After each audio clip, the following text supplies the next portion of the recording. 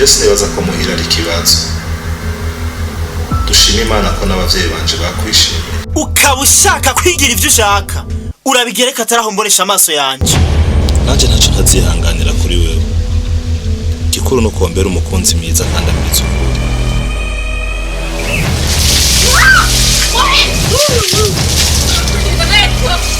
Aguhanguka gwaye baganza nani?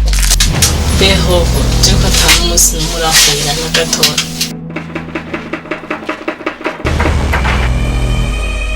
Nije kamari wa mawu. Nimba uyemera. Tuzanga hanja kwereke.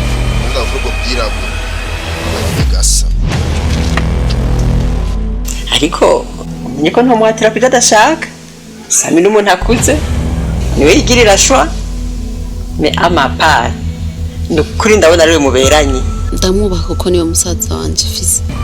Ntuzofuvuye ngaha n'umusi n'umwe ugiye kurongorwa. Nifuza ko ndaganisha hamwe n'uwitwa kari musaza wanje. Tukabana imbere y'amategeko y'Imana. Ati musaza Gikuru nuko tutocika intege.